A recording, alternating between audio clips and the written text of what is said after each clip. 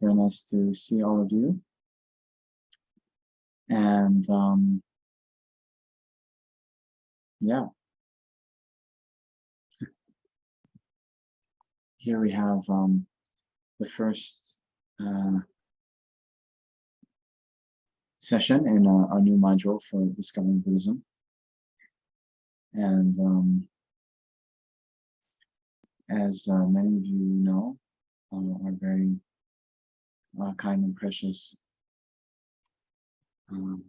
Guru, spiritual father, Lama Zopa Rinpoche, showed the aspect of passing away last week. And it was a great shock and devastating loss. So actually last weekend, I was scheduled to teach in Reno, and there was a bit of discussion because Rinpoche took the aspect of passing away on Thursday, and the teaching was starting on Friday. And so we discussed whether to cancel or change the program in some way.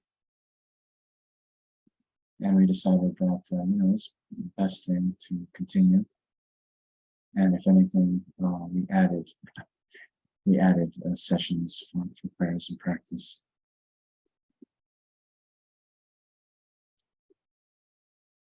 So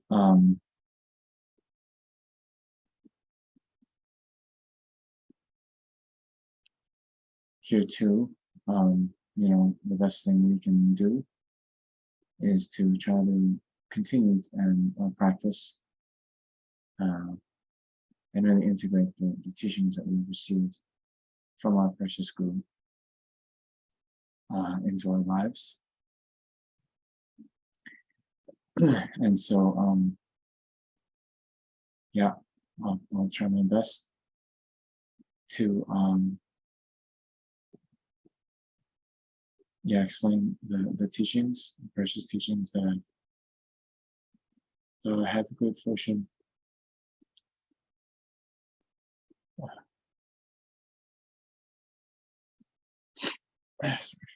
to receive from my Guru. And yeah, we can honor him in that way. As they say, the very best offering we can make to the Buddhas is to benefit sentient beings. And now these teachings that we're going to go into, particularly on the mind training and how to transform all of our actions into the development of bodhicitta. This is truly the best offering we can make to our Gurus. As such, the thing that's going to please the Bodhis and Bodhisattvas the most. So, yeah, with that, let's try. Okay. So anyway.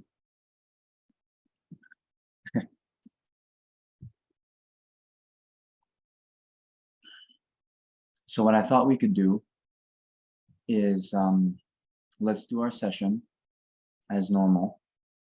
And then at the end of the session, I thought we could all recite the prayers for Lama Zopa Rinpoche's swift return. And yeah, we'll still have time for your questions. So let's just jump into things, okay?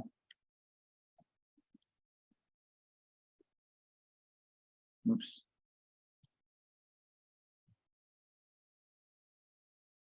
Okay.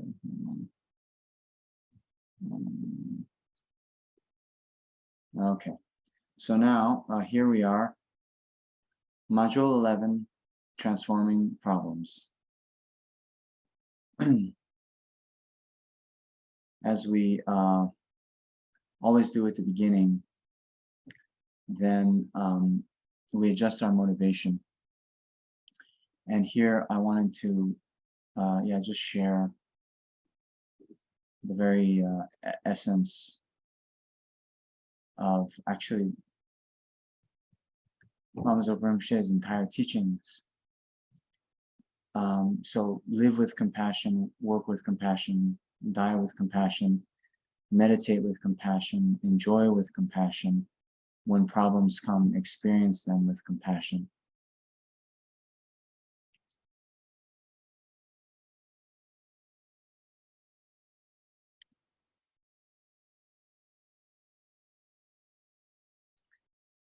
So,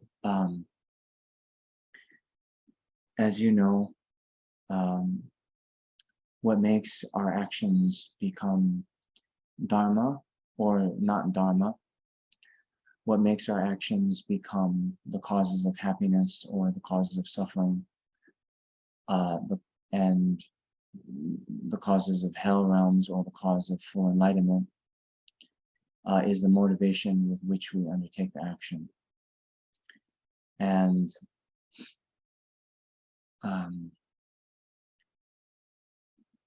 here, when we are talking in the Mahayana context, actually these mind training teachings, it's the Mahayana mind training. And the main training that we are trying to integrate in our lives is developing this mind of great compassion that extends to all ascending beings. And so in one of the sutras, the Buddha gives the advice that, bodhisattvas do not need to practice many teachings, but if they just practice one of the teachings, then all of the other teachings are like in the palm of one's hand. And what is that teaching? It is great compassion.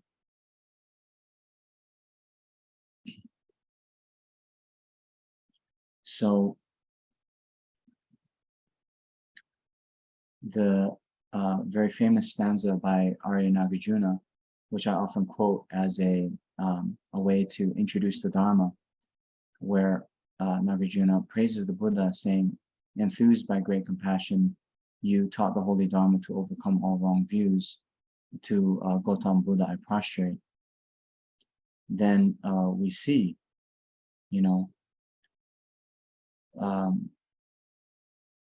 many eons ago, the Buddha was just like us, with problems, with suffering.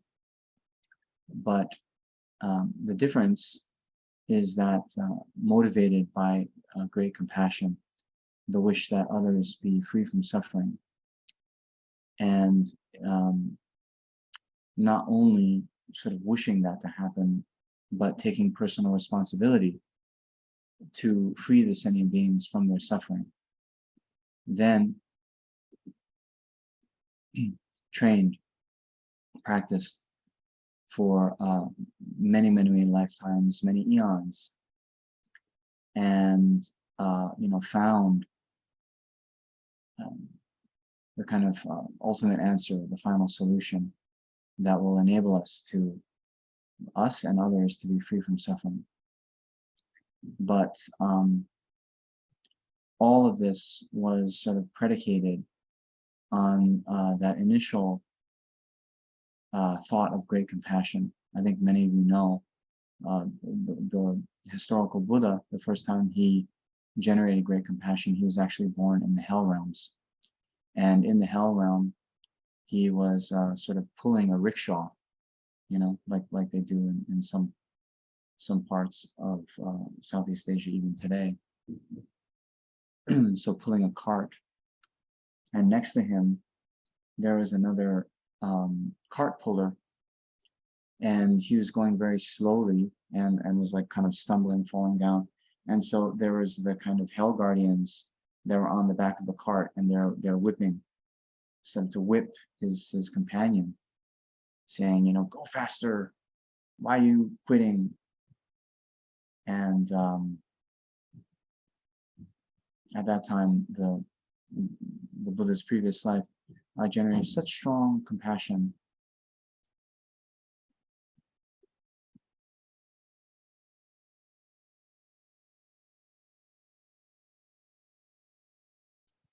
and said that he would take on the load of his companion there, and pull both of the carts.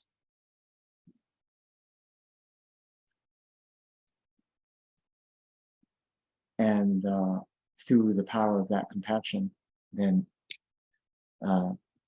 such tremendous purification took place of his negative karma that he was instantly reborn in the higher realms.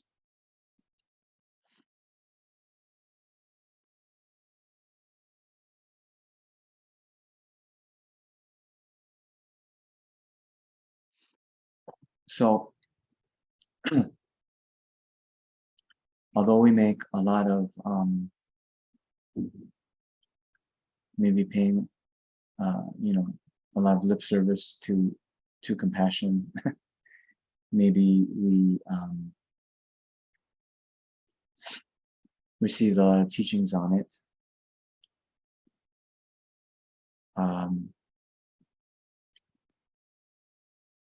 Until we're completely enlightened, then there's always more we can do to strengthen our practice of compassion. And this is actually going to be what is going to determine whether or not or how long it takes for us to traverse the path.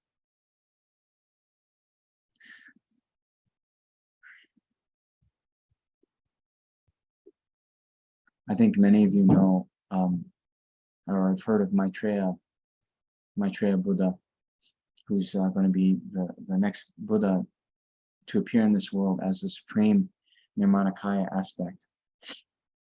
So, just like Shakyamuni Buddha, the form that Shakyamuni Buddha appeared in this world is called the supreme Nirmanakaya, or the supreme emanation body. And these are special types of Buddhas that appear in a time when the Buddhist teachings don't exist in the world at all. And they perform what is called the 12 deeds, descending from Tushita heaven, taking birth in the world palace, excelling in their studies, going forth from the home life, going to the Bodhi tree, subduing the Maras, turning to the Dharma, and so forth.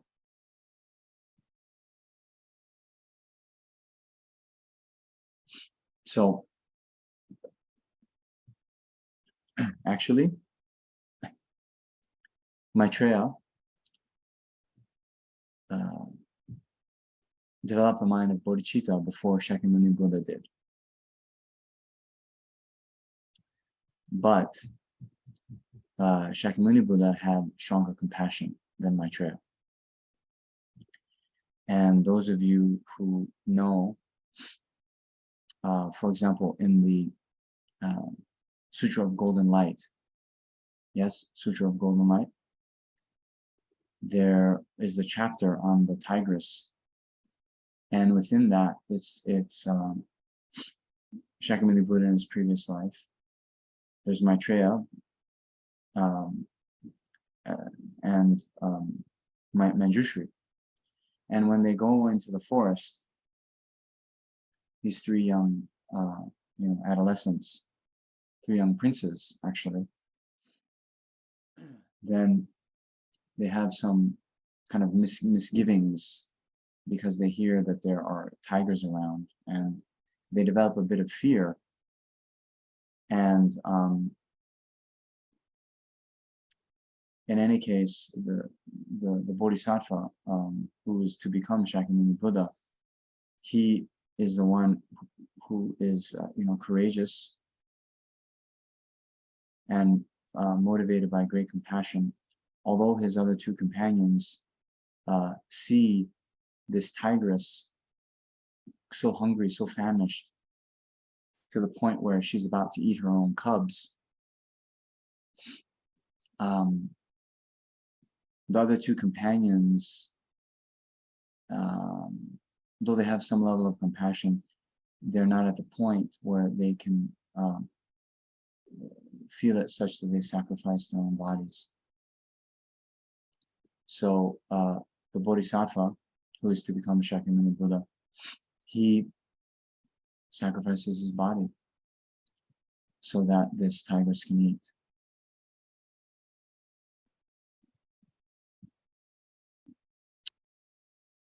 So yeah, depending on how strong our compassion is, then that's going to determine how long it takes us to traverse the path to enlightenment. And bearing in mind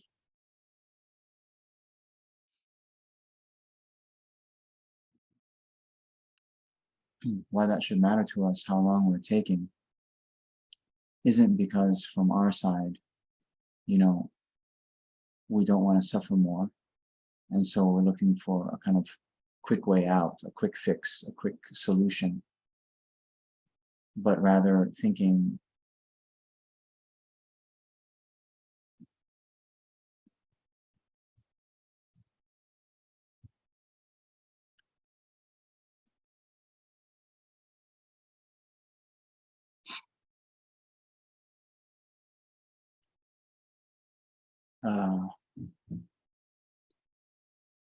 as an example, when the Buddha was enlightened, and then he turned the wheel of Dharma for the first time in Sarnath. Many of you know that the first turning of the wheel of Dharma. Well, during that first discourse, his 5 companions, they all attained the Arya paths and attained the state of arhatship. Even during that first lecture. So you should know this. Those 5 companions, they're actually the 5 tigers that the Buddha had fed in his past life. Okay. By making the sacrifice of his body, his blood, he also made strong prayers that in the future he would be able to give the nourishment of the Dharma to these beings. In another of the Buddha's past life stories,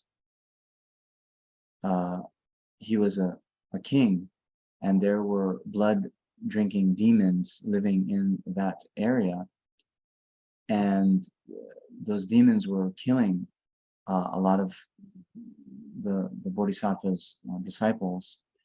And so he called over those demons and said, okay, please leave my subjects alone.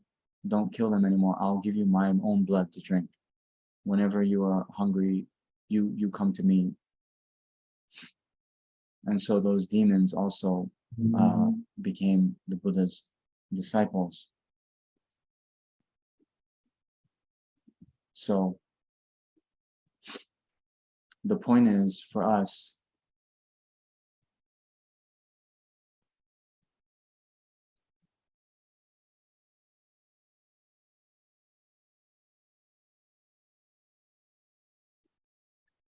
the very first day when you become enlightened in the future,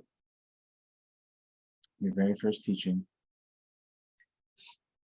the very first paragraph that comes, you know, maybe the very first sentence that comes out of your mouth when you are enlightened, then there's going to be beings who are listening, and they're going to attain nirvana. They're going to realize emptiness. They're going to get unbelievable realization.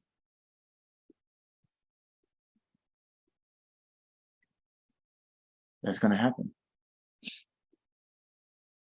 So now the question is, right,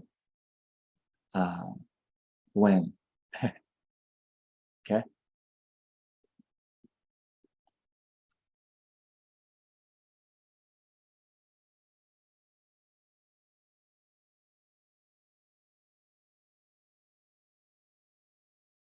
So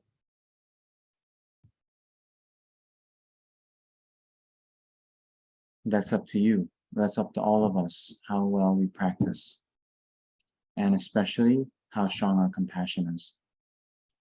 So when you think about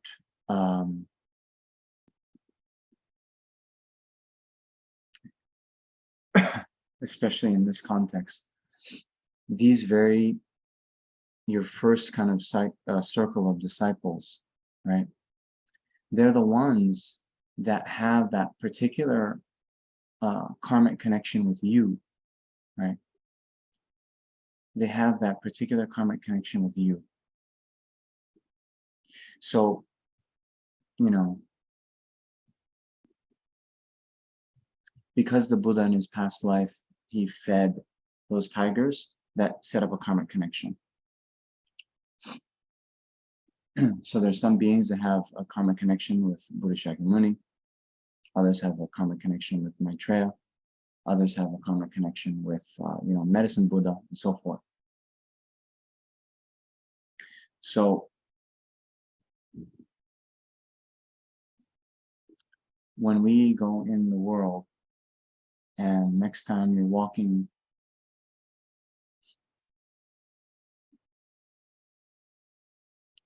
on the street and you encounter a beggar who is hungry and is asking you for help,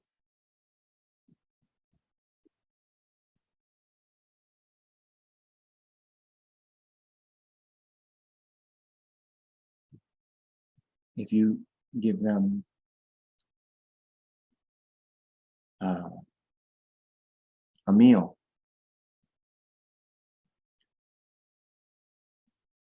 and you alleviate their hunger,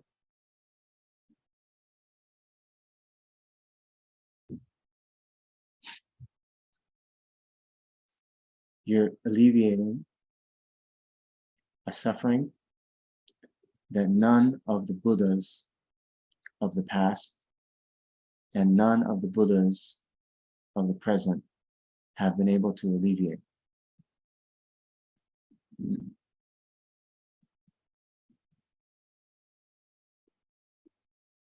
Right?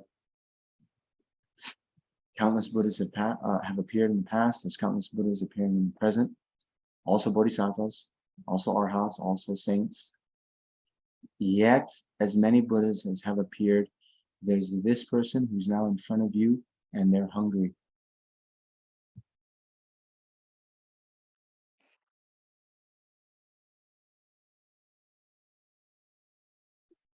So,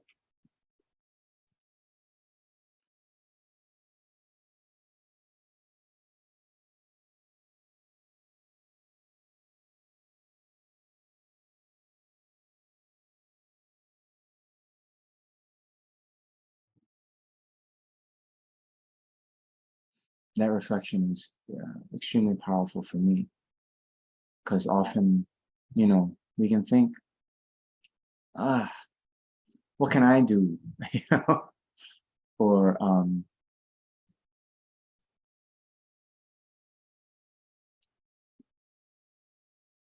why do I have to, teach? Why do I have to benefit sentient beings? There's all these other ones out there, right? Like His Holiness, all these Buddhas, they can really do something. But me, I'm no one. What can I do?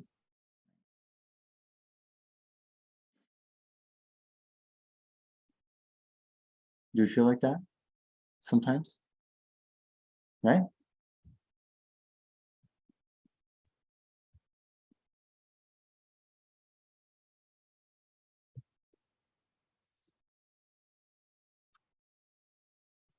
The point is, yeah, actually there's many things to think about when that mind comes up. But one, of course, mind training, right? We can't do much now. We can't do much now, but what can we do?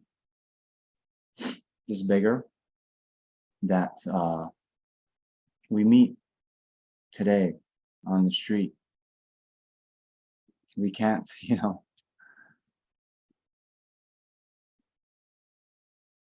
we can't lead them to nirvana. We can't make them realize emptiness. But we can give them a sandwich.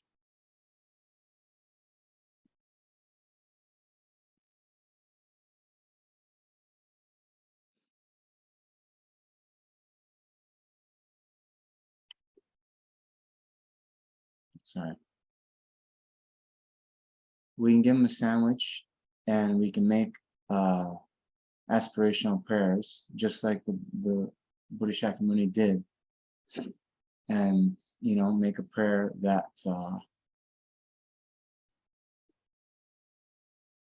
later, if for example I become enlightened before you, then may you be born amongst my retinue, and may I give you the nourishment of Dharma and lead you to liberation and enlightenment. Or if, and this might be better, I hope you get enlightened before me. If that's the case, then may I receive the nourishment from you of Dharma and, be in your retinue of disciples and be led to liberation and enlightenment.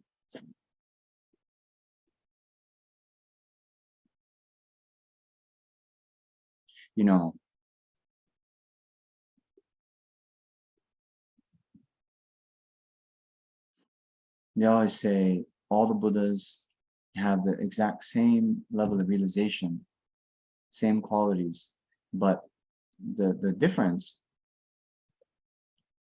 they have a difference in physical appearance, right? Green Tara is green, medicine Buddha is blue, right? So they have differing appearances. They say Maitreya is going to be very tall.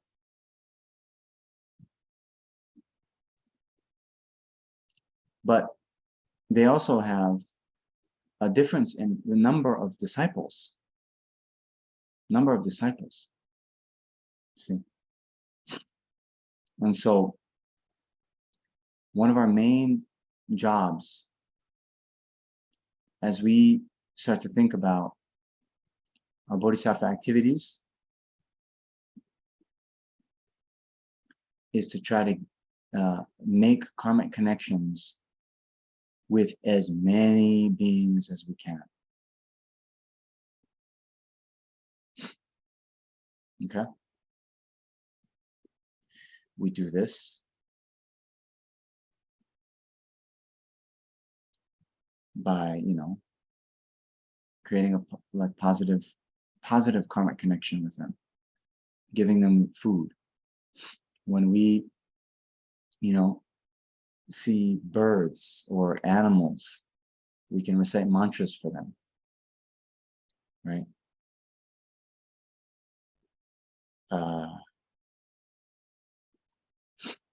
We see in the Sangata Sutra, the Buddha merely made an aspiration saying, may all the beings who are now born in the animal realm in this world, be born as my disciples when I give teachings.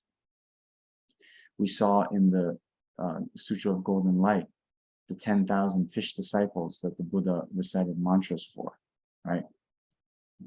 So many of us were so inspired by Lama Zopa Rinpoche really emphasizing this animal liberation project. I think some of you know all the prayers and practices he did for these animals, including, getting the kind of board, surfboard out and taking that out into the Pacific Ocean with the mantras written on it.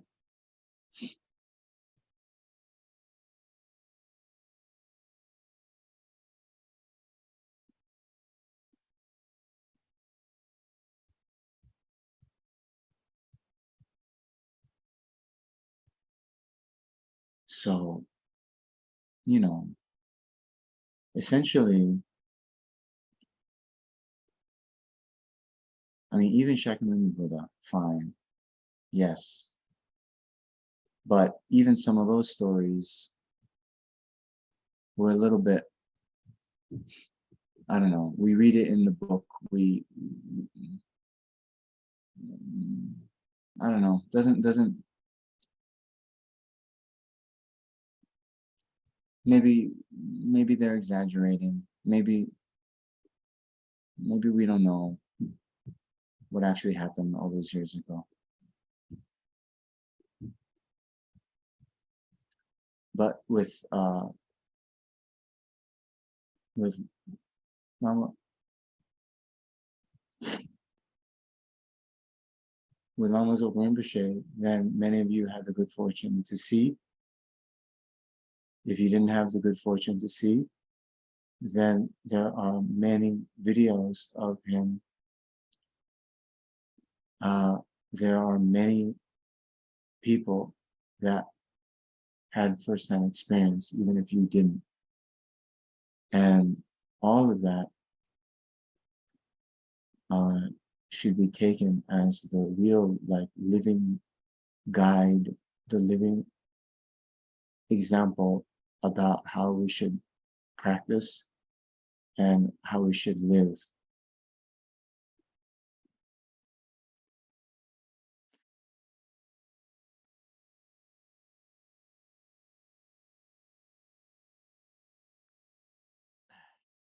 So then,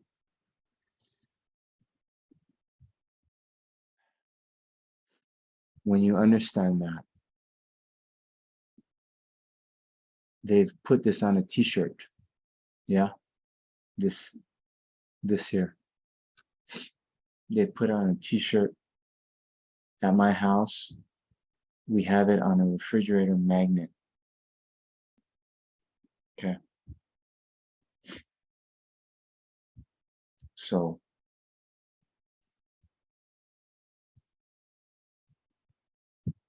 on one level, it makes a nice t-shirt. It makes a nice thing on your refrigerator. Fine.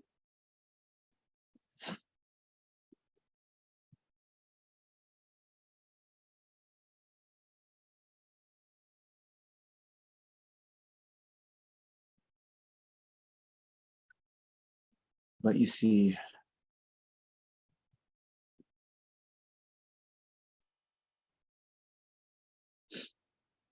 I don't know.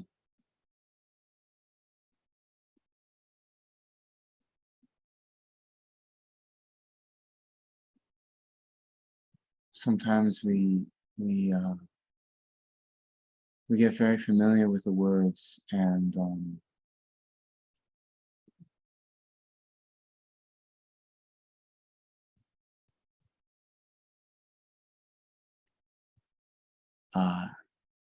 the words remain on a refrigerator door.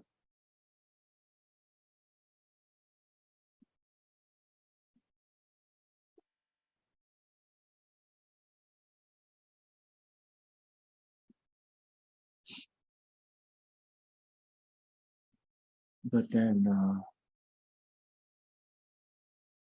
you know, in our actual life, in our day to day, then how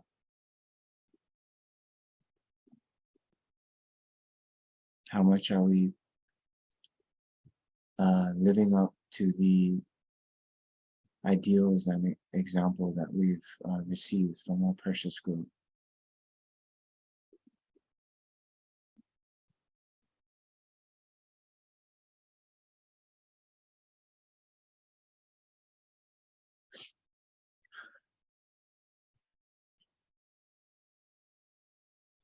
Okay. So if maybe now, as they say, we use the Dharma like a mirror, and if now when we look at our minds with the mirror of Dharma, and we see that maybe we have the refrigerator magnets, but we have to, maybe put things into practice a little bit better. That is great. Okay, that's great. even to have that thought now, you know what? I could be practicing compassion a little bit better than I have been. That is so wonderful. That is so wonderful. Okay?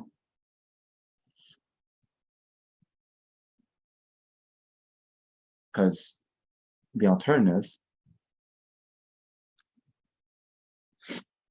there's a couple alternatives that are not as good. One alternative is that you think you're practicing compassion enough, right? Right?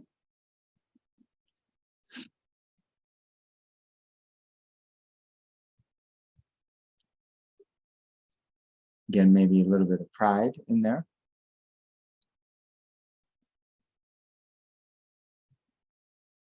But this becomes a big obstacle. The biggest one, actually.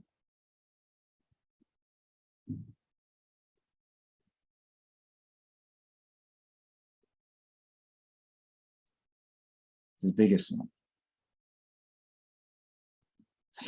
Because this is the whole point. You know, we talked about many times the attitudes to take when we enter into the teachings. And we have the 6 attitudes, right? Thinking of yourself as a sick person, thinking of the Buddha as the doctor, thinking of the Dharma as medicine, thinking of sustained practice as the remedy, right? So if you're not realizing that, you know, something's quite wrong in your mind and your attitudes, you won't look to change. No change, no development, no growth, no transformation. That means you won't have any different results. You understand?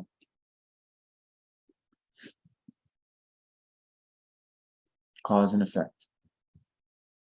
Cause and effect.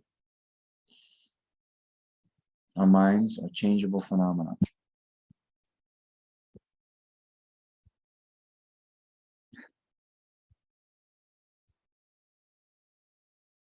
We respond to certain stimuli. If we think in certain ways, we'll do certain actions, and we will sort of experience the results of that. Now, if we start to think differently, we'll behave differently, and then we'll also get different results.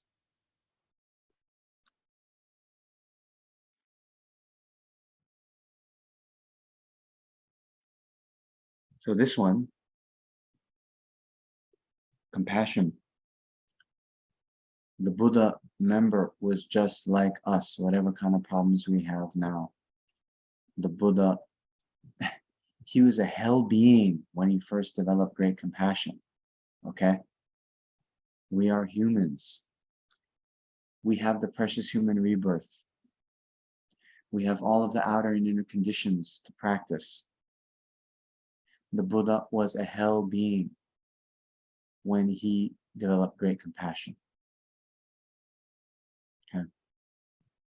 So the mind is the same. Our opportunity to practice is a whole lot better. Yet,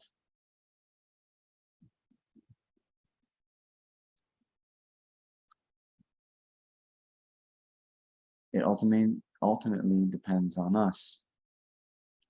Not even the Buddha, not even our precious gurus can change our minds for us, can, you know, bestow enlightenment like zapping us.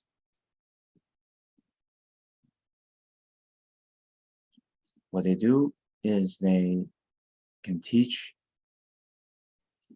with their words, they can teach with their actions and activities.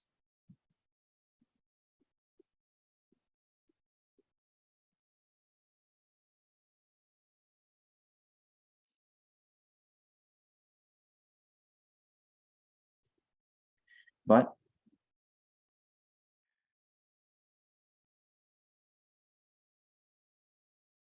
we have to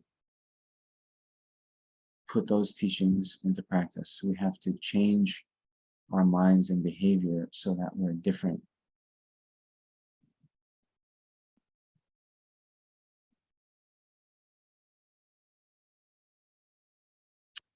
So anyway, last thing.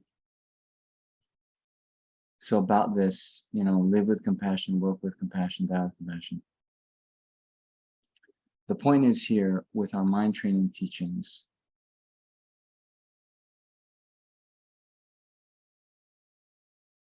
hold on. Let's see. Oops. Ah, where are they? Oh man.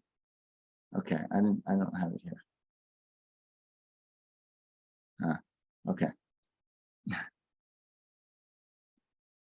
See, everything we do, we can do with compassion. That's the point of this t-shirt. Everything we can do with compassion. So now when we talk about transforming problems, right? Transforming problems.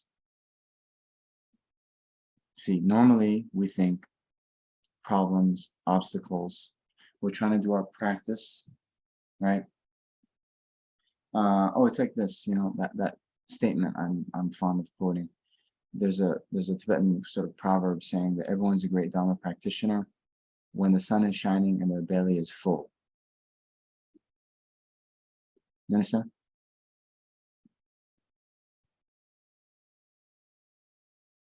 When life is going well, when we're happy, then it's relatively easy. We're kind to others. Maybe it's okay. We can even meditate, go to teachings, whatever. It's fine.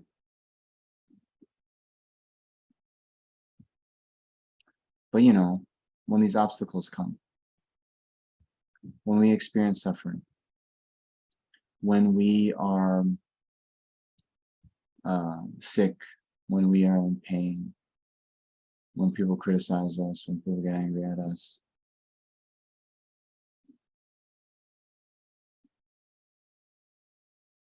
then it's tough. When people we've been kind to, when people that we've benefited, when they're unkind to us, then it gets tough.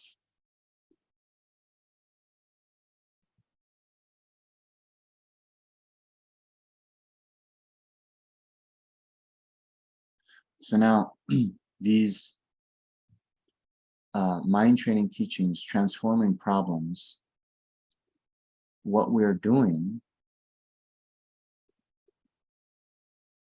is we're going to bring everything into the path. Means every experience we have, we're going to use it in our practice. And then that means we're not going to think, oh, these are my obstacles. I'm experiencing obstacles to my practice.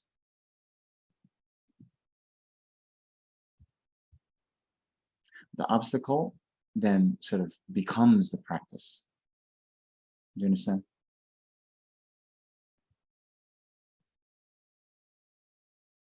Rather than thinking, we have this path analogy all the time, right? Lam Rim, sage of the path to enlightenment. Path, journey. There's a big boulder in the middle of it. So instead of thinking, this obstacle is getting in my way, but to consider that itself is our practice now. So that's the essence of mind training, okay? Transforming problems means not to see these things as being problems. We can utilize every experience to further us along the path to enlightenment. When we do that, when we're able to do that, then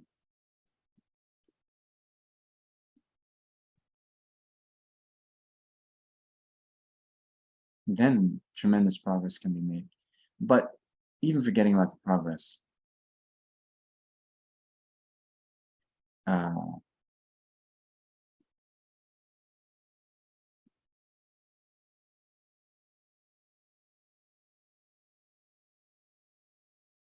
okay, we're not doing it for this reason, right? Some people will get into this, right? We'll talk about Tonglen later, right? You know Tonglen meditation. And so those of you who maybe don't know, Tonglen, giving and taking, is a very profound practice where you imagine you give away all of your happiness to others and you take on their suffering. And you usually do it by conjoining it with your breath. So you breathe in everyone's suffering, you breathe out your happiness in this way.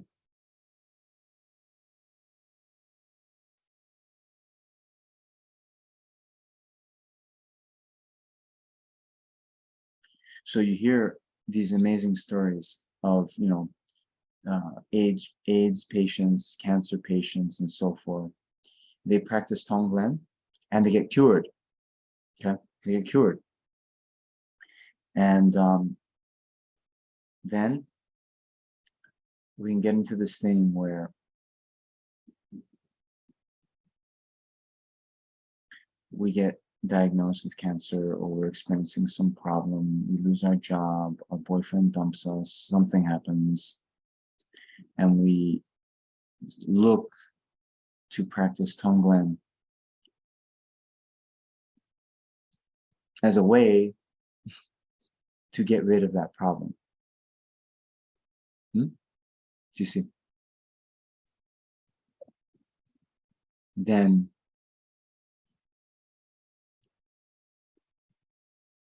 we've missed the point.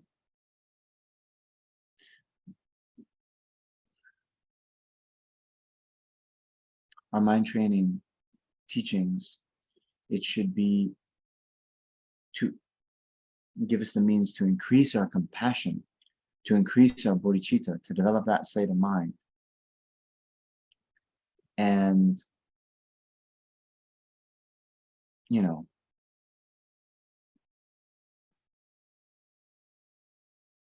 okay, if we get better, okay. If we don't get better, okay. But especially not to have the motivation for our practice to be that some positive thing will then accrue for ourselves, to ourselves.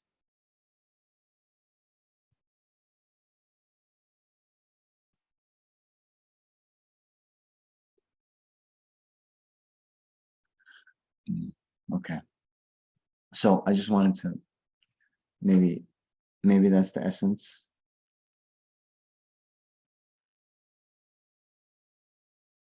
We can all go home.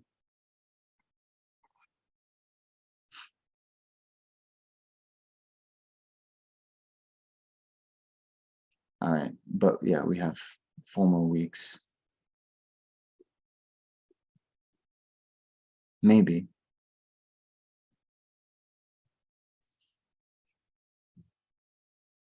So, oops. Let's just continue a little bit. So, right, this module, transforming problems, that's what it's called, but this is really referring to the trainings on Lojong, or mind training. And so I always like to say, in one level, all of the Buddha's teachings are mind training, right? One way or another. And so these slides, these quotations, you have, if you've been with me before, you will have seen them. but just to kind of re-emphasize, because it's important. Why is the mind so emphasized within Buddhism? So His Holiness talks about these two reasons. One, there's an intimate connection between our mind and karma. And two, our state of mind plays a crucial role in our experience of happiness and suffering.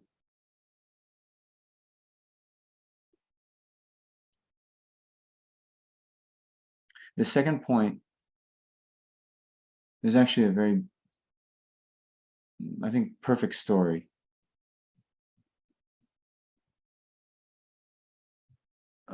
It's actually in the section on devoting to the Guru, but I think it's very instructional. So as you know, in Tibet, it's very mountainous. There, in ancient Tibet, there were no, roads. It was very difficult to travel around, and very long distances between, towns and so forth. So there were two students of the same teacher, and they went to visit him. And he was living in a hermitage on the top of a mountain. And so they walk over, and then the last part of the journey is very steep, going up this mountain. And so when they arrived at their guru's house, then the guru gives them tea, right? Cold tea. So the first student,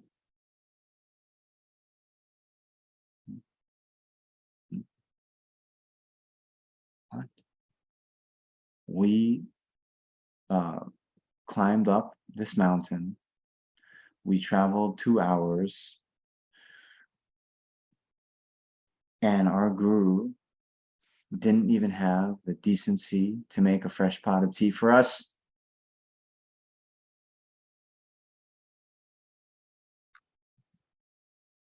And the second student, wow, my guru knew that we would be hot, and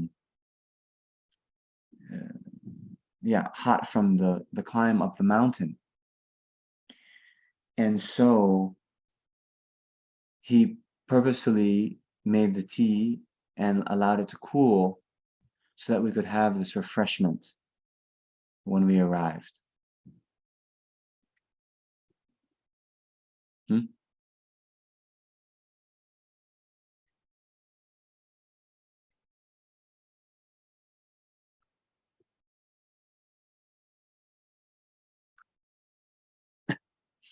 I think you guys get it, right? Yeah.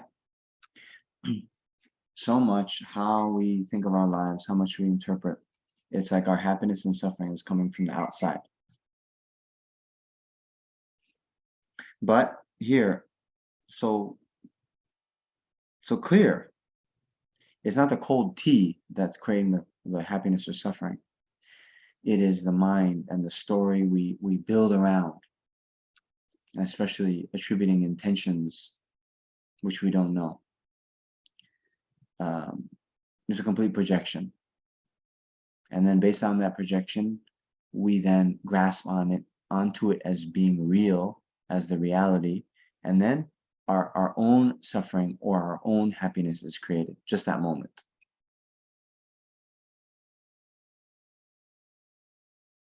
This one, don't even have to believe past and future lives, karma, nothing.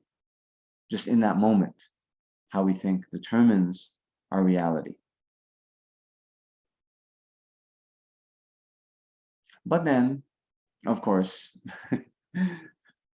we're here in the Buddhist context. So yes, there's also karma, right? And the intimate connection between mind and karma,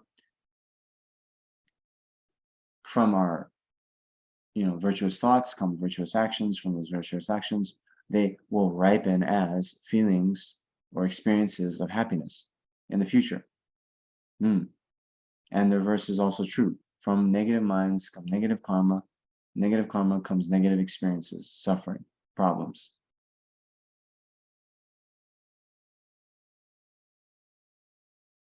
So therefore, that's why, number 2, here with Shantideva, this, we've emphasized so much how the starting point of the Buddhist thought is that all beings want to be happy and don't want to suffer, right? All beings want to be happy and don't want to suffer. But, so here with Shantideva, even those who wish to attain happiness and overcome suffering, that's us.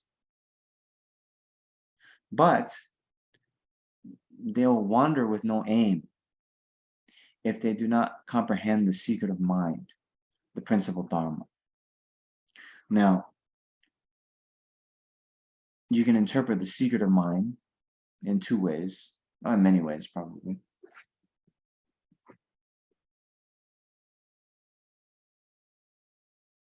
On a more conventional level, so here we're not talking secret like, you tell your friend and you ask them not to tell anyone else. Secret, it's like, it's a hidden, right? Hidden means not obvious. Not obvious. It's not obvious for us to see how our actions then create our experiences of happiness and suffering in the future, right? So on a conventional level, this theory of karma, cause and effect, that is the supreme amongst conventional truth. And then, of course, on the ultimate level, the secret of the mind is the mind's lack of inherent existence, right? The ultimate nature of the mind.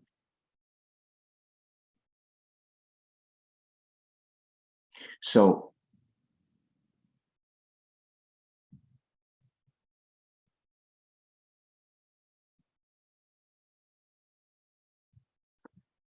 yeah.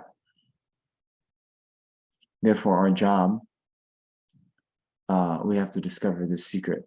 Means we have to discover the truth of reality.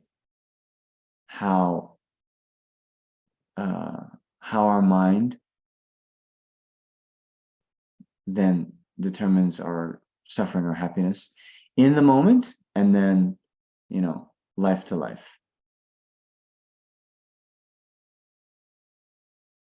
So, in general, that's why the mind is so emphasized, so important within Buddhism.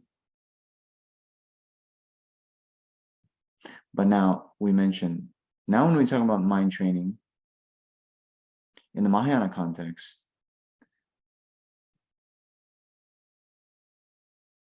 we're talking about how we can develop that mind of great compassion and bodhicitta, because it's going to be that mind that turns us into a Mahayana practitioner, right? You guys need the Sanskrit review. Maha is great, Yana is vehicle, right? So just like a vehicle takes you to a certain destination, and depending on the type of vehicle, you can also go faster or slower. So here, the Mahayana, the great vehicle, it's great because it holds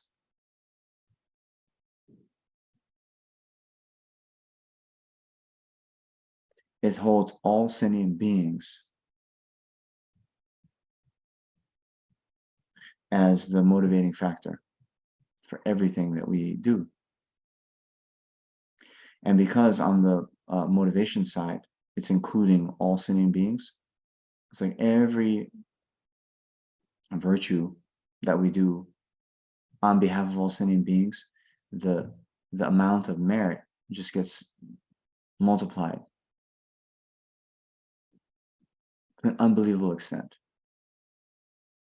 And therefore, the result, the destination, as it were, is full enlightenment, which is also Maha. Great. Understand?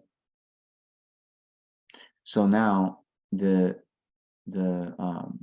mind training teachings are essentially to help us train the mind that we can further our great compassion and bodhicitta.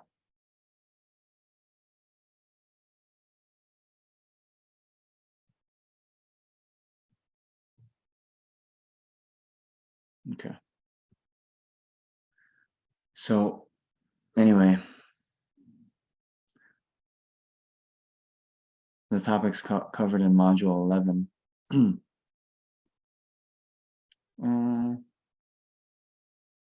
Here, why don't we go back,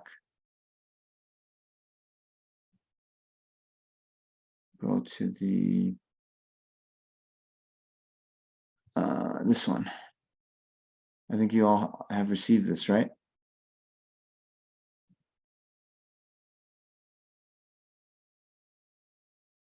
Okay.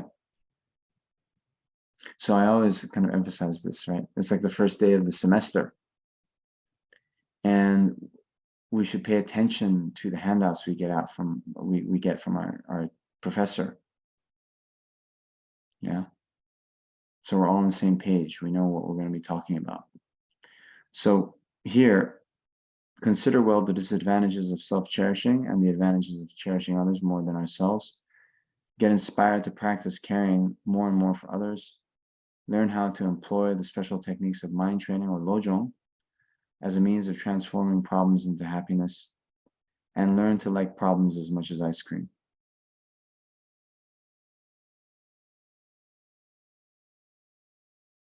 So the topics we're going to cover: the 8 worldly concerns, equanimity, the shortcomings of anger and desire/attachment, transforming problems into the path, experiencing problems for others, and taking happiness as the path to enlightenment. Okay. We're going to have 4 classes and then 1 practice day. Although, let's see, we can change things if need be. And then we should learn, and we're going to learn these different meditations. Meditation on transforming happiness and problems into the path. Meditating on Tonglen. This is what I mentioned with the giving and taking on the breath. And then you should all memorize the 8 verses of thought transformation. And ideally, we would have a 2-day retreat on Tonglen using this very precious text, Ever-Flowing Nectar of Bodhicitta.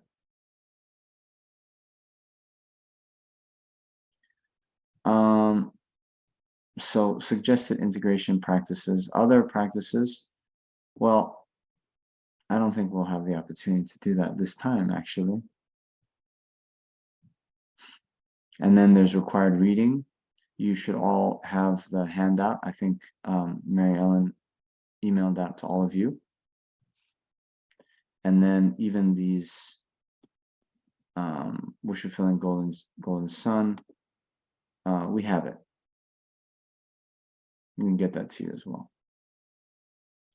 And then liberation in the palm of your hand, I think most of you have. These other 2, I'm not sure. Let's see if they're available. And then there's further suggested readings. We're not going to go into that. Suggested videos. Okay. Okay. Great.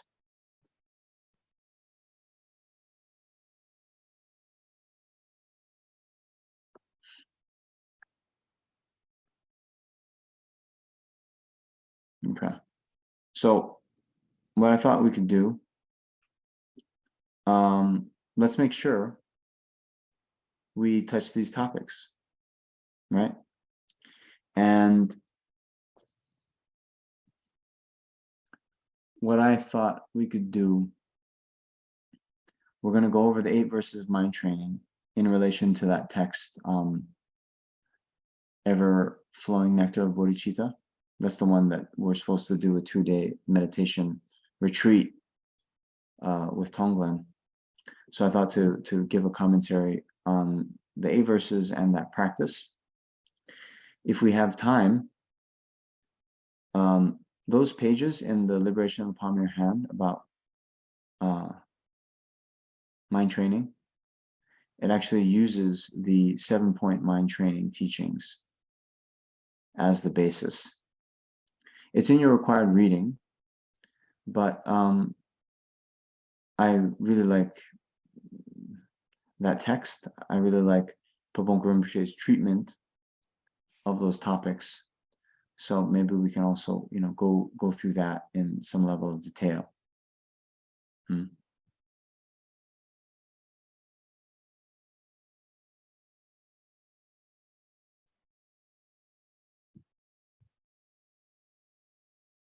But the other thing,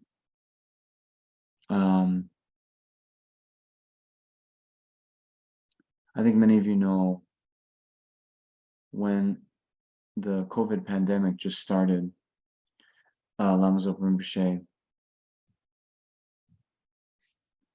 started to give a lecture, a series of lectures on Mahayana mind training, Lojong. And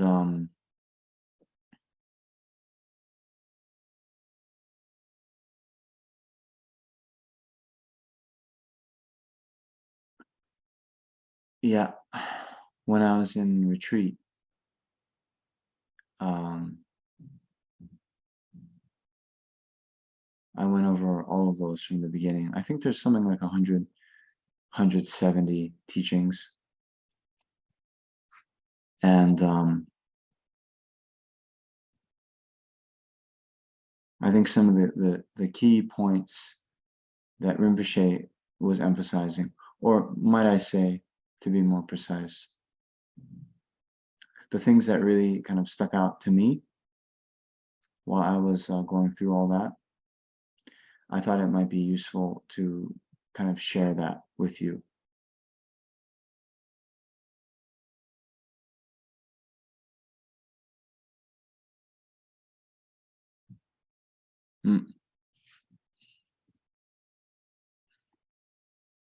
So let's go through.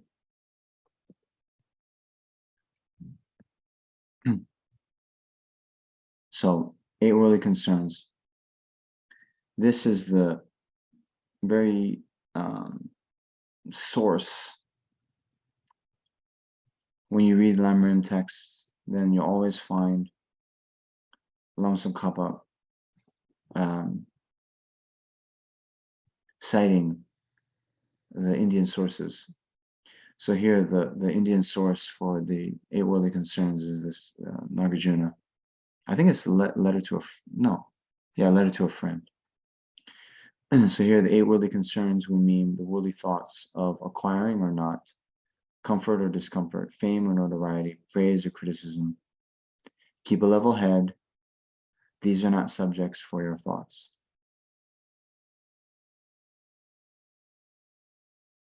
So this is how it was translated, but usually I've seen it translated like, gain and loss, pleasant sensory experiences or unpleasant sensory experiences.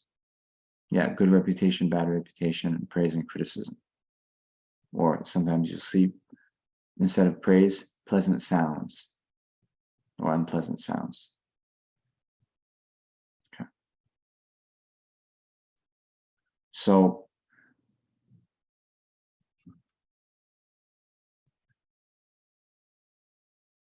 this text, the letter to a friend, written by Nagarjuna, he writes this letter to his friend who is a king, and that's why he's giving this advice to the king, saying, these are not subjects for your thoughts. Now, it's probably worth saying, but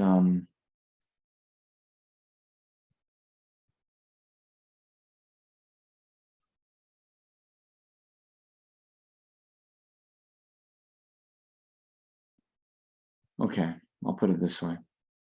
Remember how we were saying that all sentient beings want happiness and not wanting to suffer, right? Okay.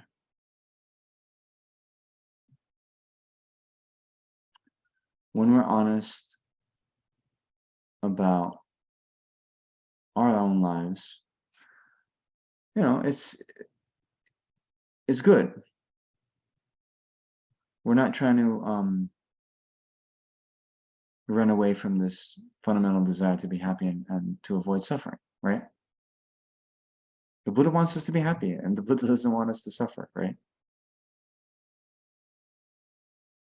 So the problem is, what kind of suffering, what kind of happiness? Actually, forget about what kind of suffering. What kind of happiness have we been looking for?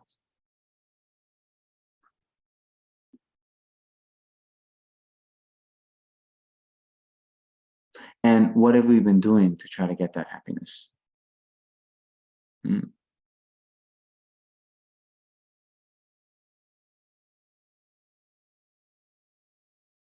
So,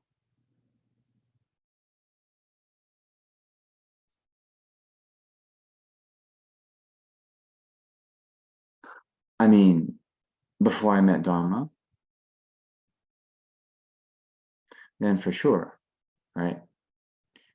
Getting a good job, getting a good paycheck, good apartment, going out to nice restaurants, going out to concerts,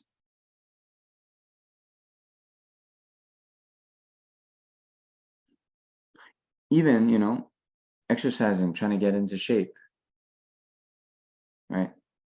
Build my pecs, whatever, right? Get six-pack abs, have many friends, including romantic partners, all this, go on nice vacations.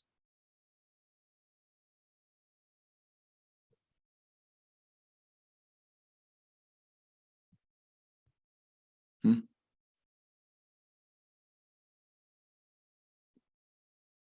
So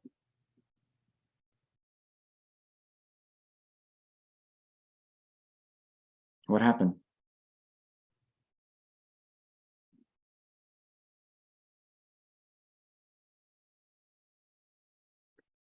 Some of those things I was able to get, many of those things I wasn't able to get, despite trying. Those things that I even got, then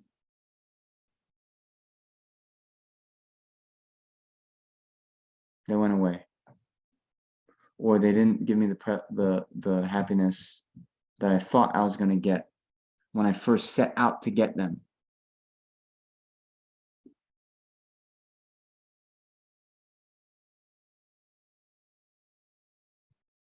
And by the way, setting out to get them,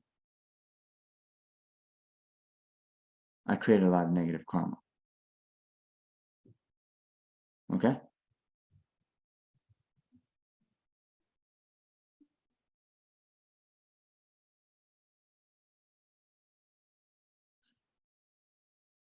So, you see, these are not the subject for your thoughts.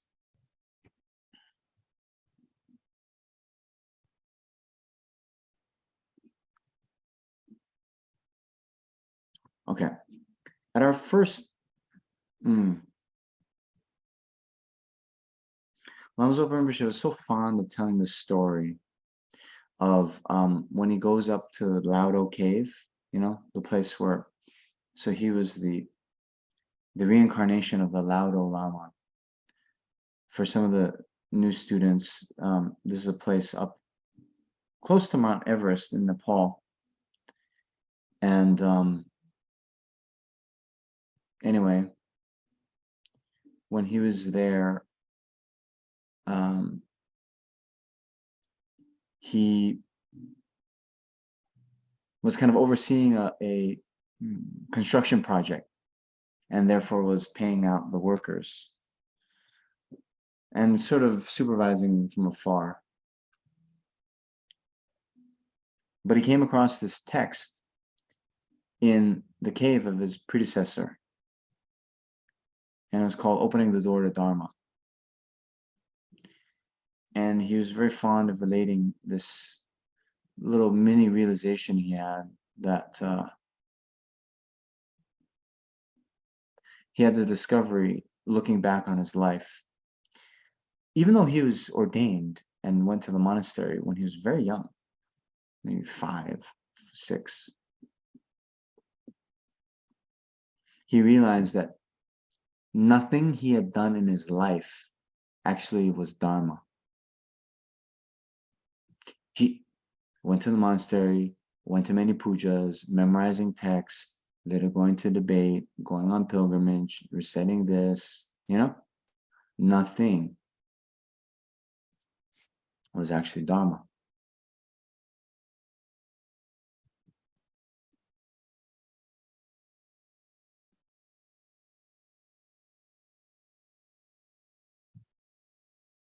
So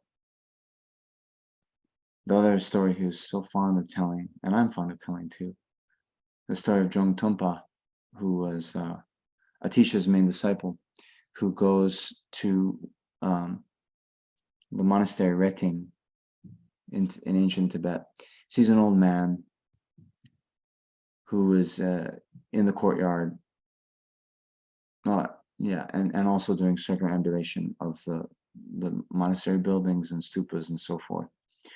And so Drung Tumpa tells the old man, it's great that you're doing circumambulation, but it'd be better if you're practicing Dharma. It'd be better if you would practice Dharma. So the old man says, okay. Starts to, then sit down and is reading the sutras, the texts. So Drung Tumpa comes by and says, it's great that you're studying the texts, but it'd be better if you practice Dharma.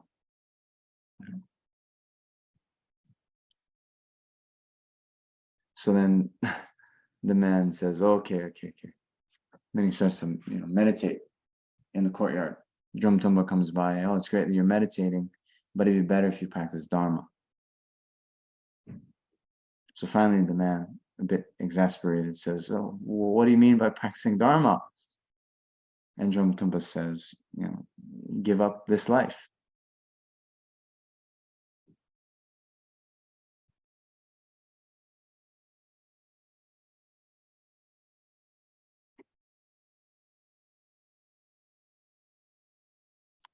So, the Sakya tradition within Tibetan Buddhism, they have this teaching, the parting from the 4 attachments. And within that, they say, if you have attachment to this life, you are not a Dharma practitioner. A bit harsh?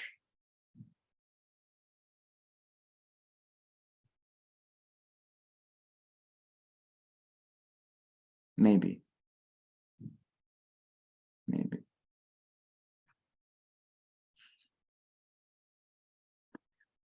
So here, the whole subject matter of that book, Opening the Door to Dharma, was how to give up our excessive preoccupation with the 8 worldly concerns.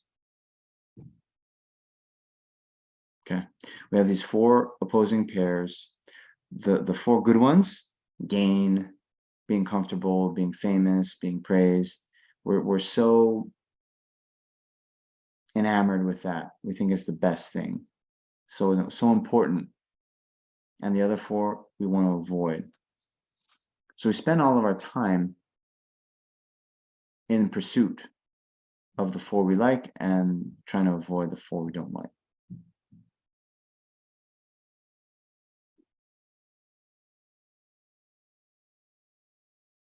Is it true?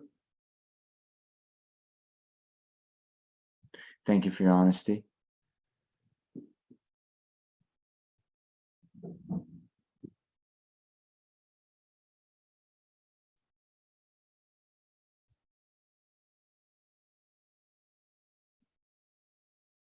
So, you see,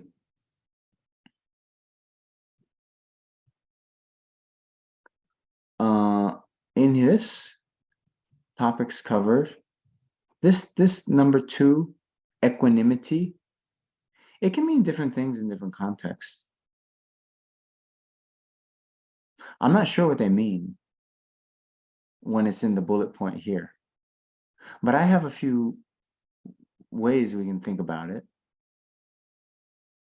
One thing is, you see, not subjects for your thoughts. It's having an equanimous mind, means being deeply okay with whatever happens to us. What happens now? Someone praises us, we feel so happy. Someone criticizes us, we complain to our friends. You know, we win something, we acquire something, someone gives us something, so happy. We lose something, we don't get the promotion, and it's such a big loss. We complain to our friends. Here they say comfort or discomfort, but it can be, pleasant sensory experiences, unpleasant, right?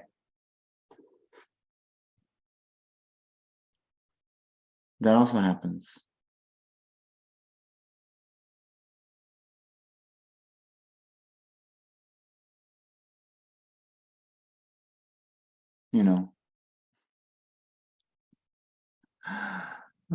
I have to admit, I'm a bit of a foodie, right? I like good food. I still have attachment for good food.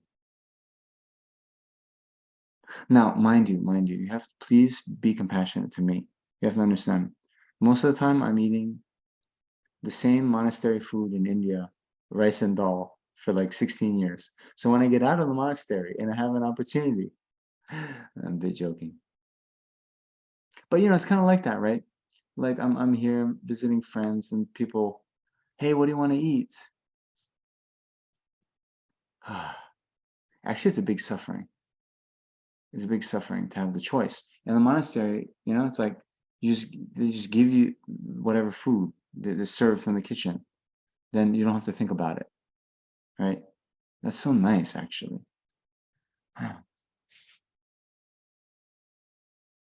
Here, it's like too many choices. And it's like, what do I want?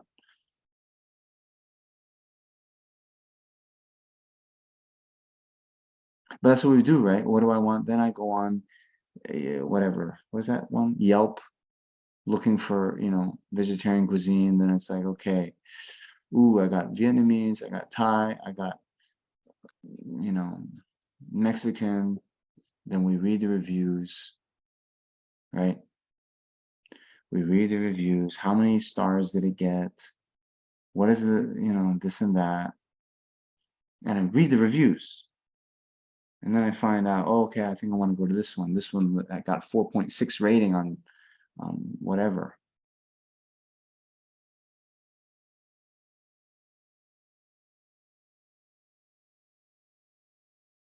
So you see, you have to keep this in mind. The thing with 8 worldly concerns, for us, at our level in the path, the problem is they're very time consuming.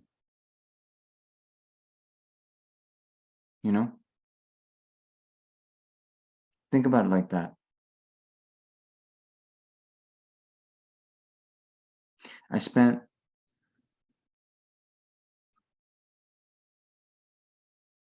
I don't know,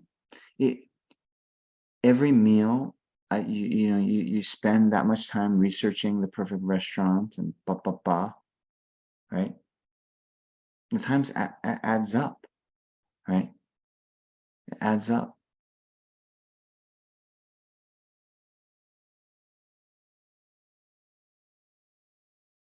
So time consuming.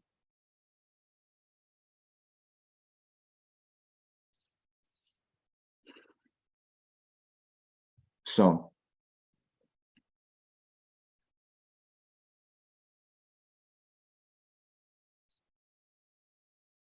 because we hold that to be so important to us, then it takes up all of our time, and then we don't have time to practice Dharma.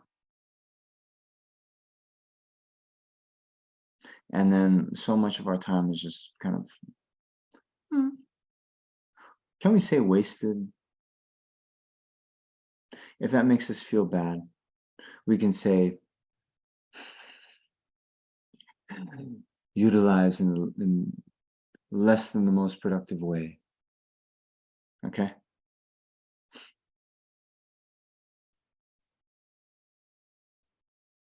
So anyway, the point is, with that book, opening the door to Dharma, opening the door to Dharma means equalizing your mind relative to these eight worldly concerns. So no matter what happens to you, right? Whether 1,000 people call you the best person in the world or 1,000 people criticize you, whether you're on the front page of the whatever, People magazine, Time magazine, Scientific American, whatever magazine you want to be on, whether it's the tastiest food or it's plain, whether you win or lose, all these things, level head means you're not so like, I think I did this exercise with you guys, right? When I asked you, when you go into work on Monday and people ask you how your weekend was, what your answer is like. Have we done this exercise? Dana, okay, then we can do it fresh with you. What do you say on Monday? Well, oh, I had a great weekend. Had a great weekend. It was sunny. I went on a beautiful hike in the whatever highlands. I went and saw this great band. Met my friends. Had a great brunch at this cute, French cafe. Sounds like a great weekend, right? Then if you have a bad weekend, what happened? Oh man, we planned this outing, but it was rainy, so I couldn't go.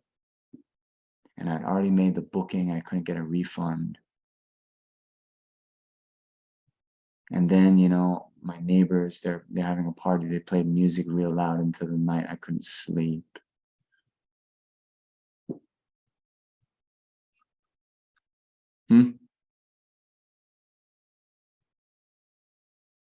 This is normally how we are assessing our life.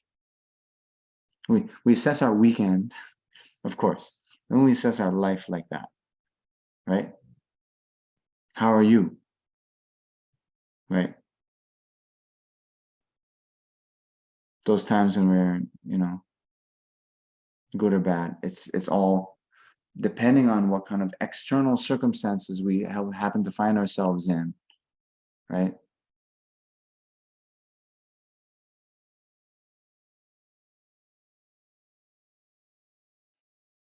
I'm just having that vision.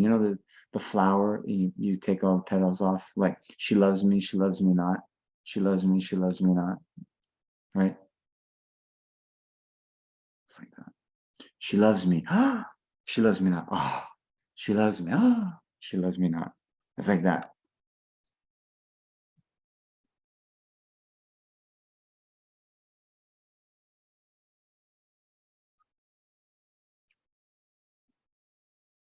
So opening the door to Dharma is equalizing our mind to these eight worldly concerns. So whatever happens to us, we're not, so neurotic, up and down, up and down, up and down. A total slave to the eight worldly concerns. That the eight worldly concerns are then determining our happiness, our peace of mind. That's what we're trying to do. How we do that?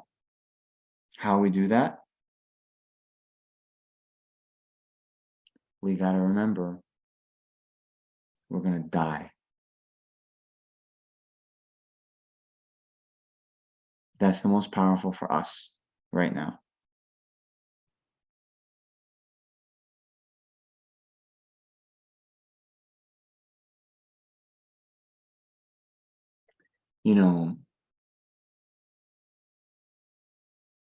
Shantideva, he gives us a thought experiment.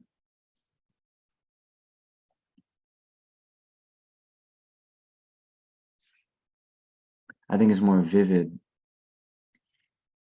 If we, okay, so Shantideva says, a prisoner being led to the execution, prisoner being led to the execution. It's interesting in the US, right? Your last meal before they kill you, you can decide whatever you want, right? You want a porterhouse steak, you want vegan burger, French fries, whatever you want, you can get for your last meal. They're gonna kill you anyway. You're about to be executed, but your last meal you can say. I remember I read the one prisoner, he was like, hey, you know what? Instead of giving me the last meal, can you just donate to a food bank on my behalf? Isn't that nice? So nice. And the prison, they didn't do it. They said no. I think I remember that.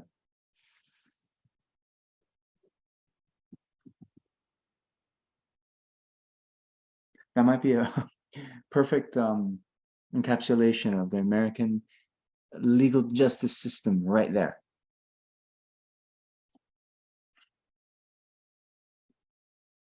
In any case,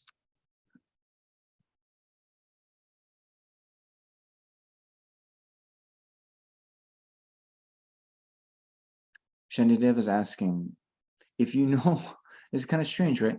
If you know you're being led to the execution and they give you the five sensory pleasures, means nice taste, nice sights, nice smells, nice sounds, nice tactile objects, would you derive any benefit from that?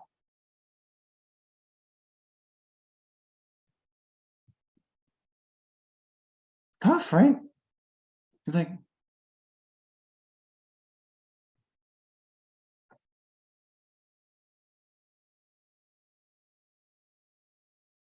so remembering death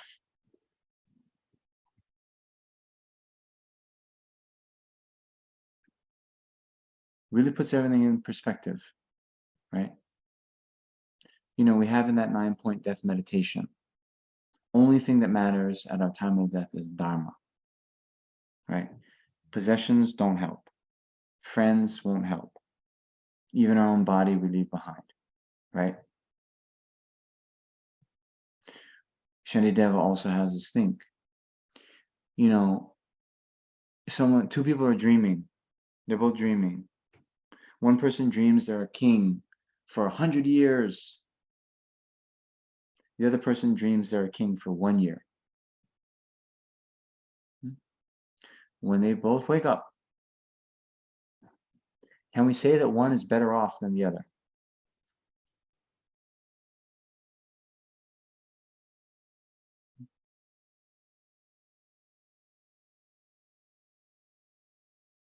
So all this stuff,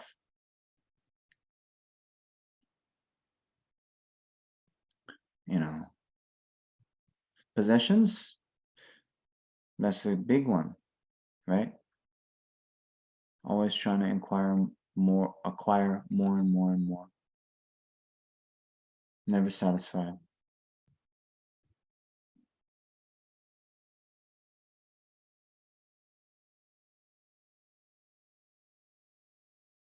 I have a homework assignment for all of you.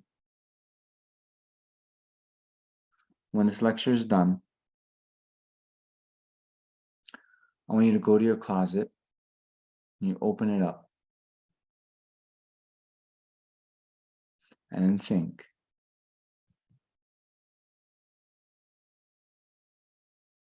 After you die, very soon, all that stuff is going to be gone.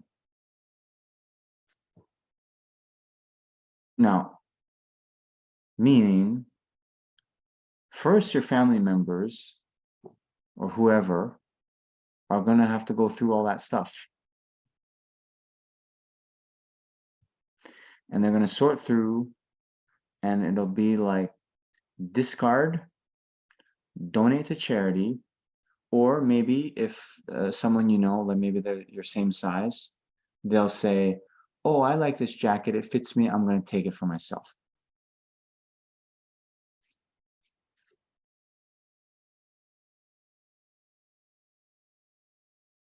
Hmm?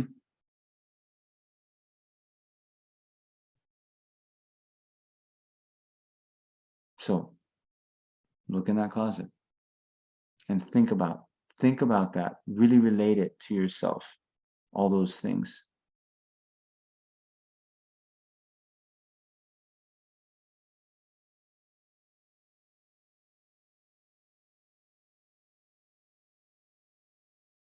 I did this, well, not perfectly, but I was at my mom's house, and in my closet still, I have all these baseball cards I used to collect when I was young, right? And then when you're collecting them, it's like, oh, I got this one, oh, it's like so much like important. I have to get this, got boxes and boxes still.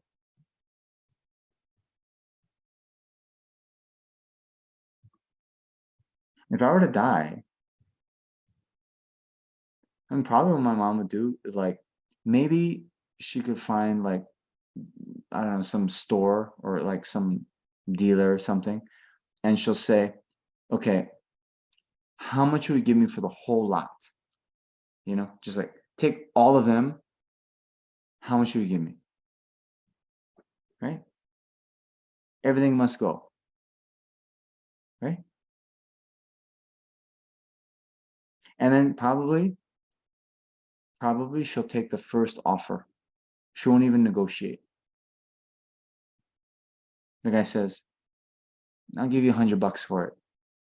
Fine. Take it. Mm.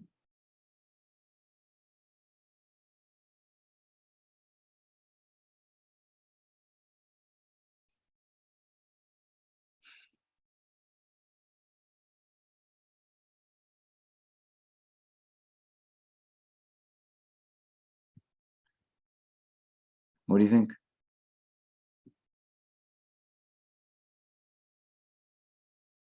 And maybe instead of an exam, this module, you just send me a picture of your closet. Actually, why don't we do this? Before and after kind of closet, right? Tonight, you take a picture, and then at the end of the module, you send me another picture of your closet. Then depending on how much, fewer stuff, little bit joking. Nonetheless, I think it's pretty good.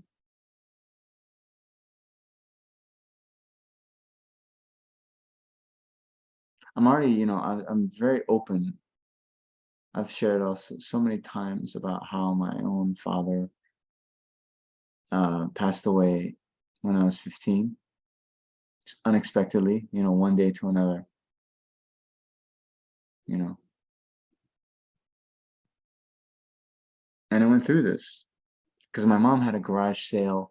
That's how I know what she's going to do with my stuff. She had a garage sale. 2 weeks later, it was very tough because my mom, this is her mentality. She was everything must go. So like took everything out and like nice those nice Hawaiian shirts, right? In the store it's like 50, $60. She'd be like $2. I want everything out, get out of here. And so me, as she's bringing the stuff down, I'm like, no, I want this shirt, no, I want this one, I'm trying to grasp, hold on. She's trying to just get rid of. I lost the argument, by the way. I just had to leave because she's like, no.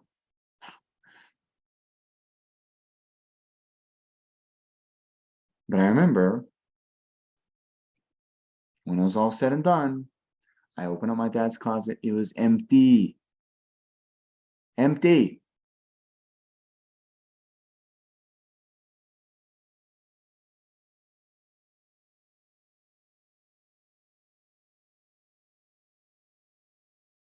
So it's like that.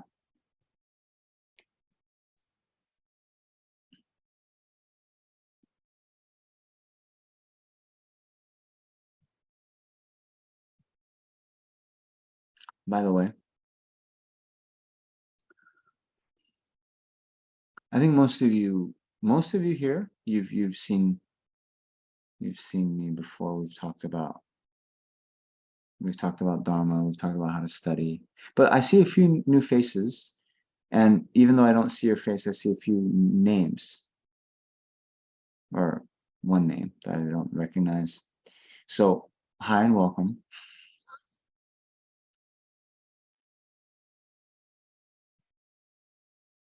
There's a saying, we try to cultivate 3 types of wisdom when we come into the teachings: wisdom from hearing, wisdom from contemplating, and wisdom from meditating. So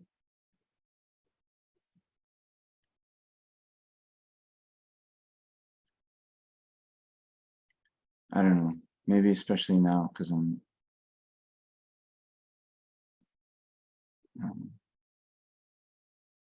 I mean, in general, I think the way I teach is changing a bit, but especially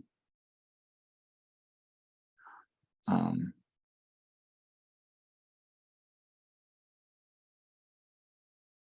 one piece of advice that Rinpoche was emphasizing last year to all of his students, and when I was on retreat recently, I was kind of contemplating what that means for me and the way I teach.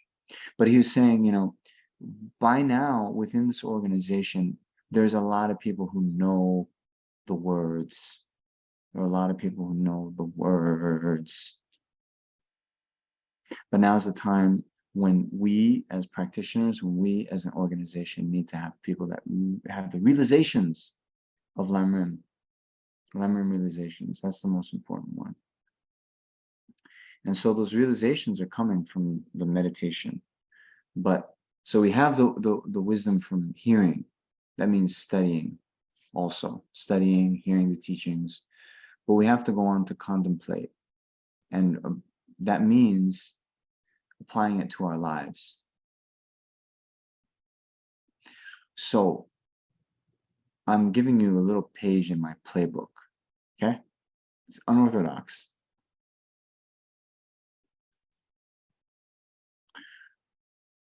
When you read the Lamrim, especially you read a text like Pabonko Rinpoche's Liberation in the Palm of Your Hand, you'll see there's many stories. Some stories from Sutra, yes. Some stories from lineage lamas, and then some stories just from his own experience.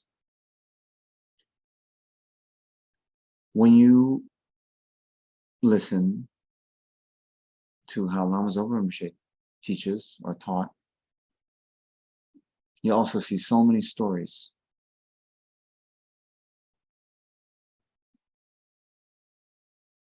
Now,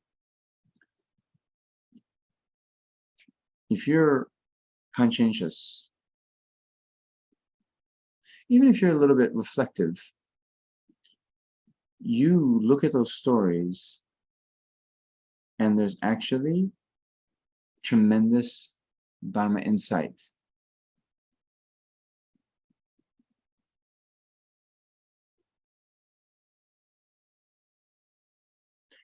In my opinion, what's even better, you take those stories, you get the kind of, you understand the Dharma point of the story, and then you apply it to your own life.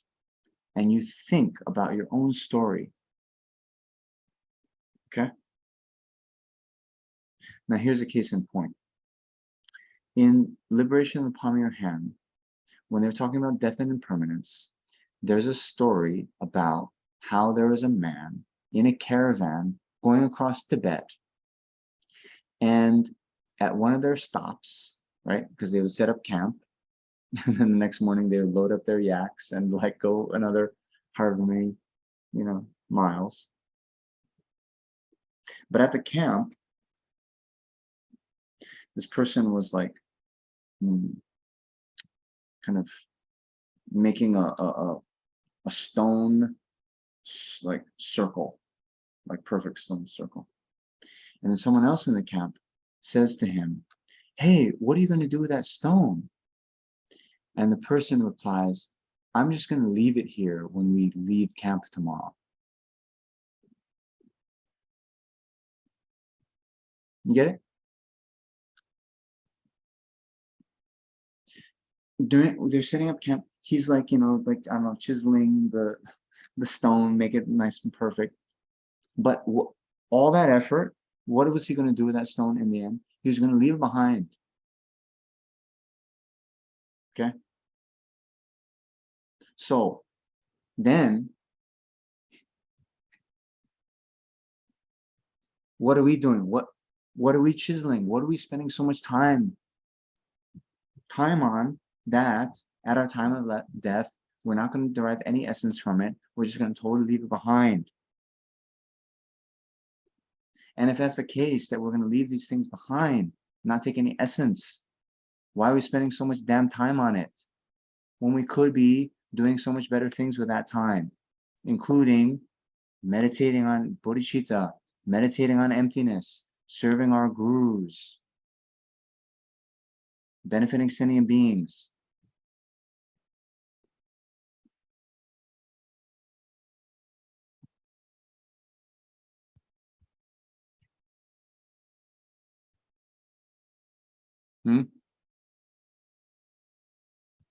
So that's the transformation we're trying to get.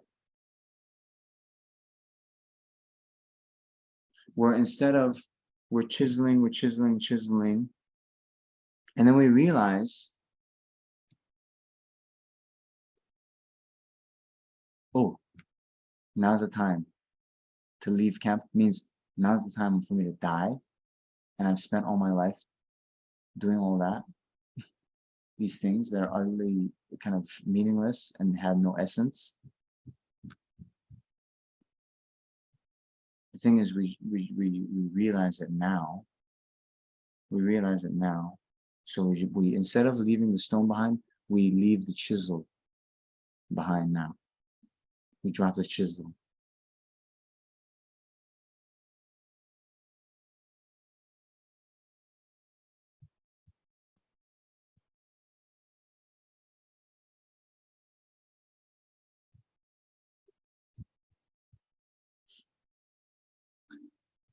So that's what I wanted to say about the eight-worthy concerns. Okay?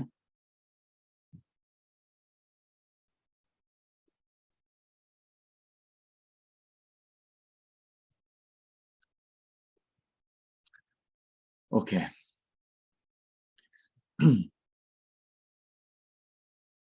At this point, are there any questions? We have a few minutes left.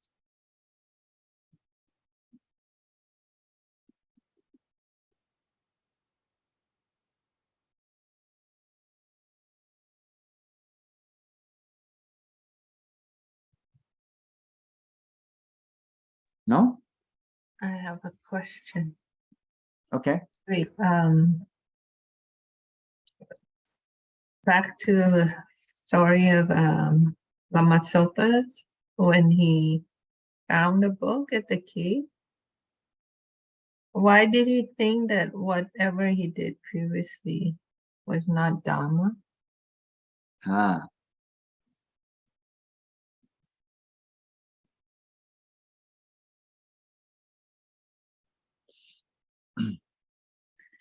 So my interpretation is that even the actions he had done in the monastery, they're all tinged with a motivation to gain some kind of happiness in this life. It was still motivated by these eight worthy concerns on some level or another. Whether it is when you are,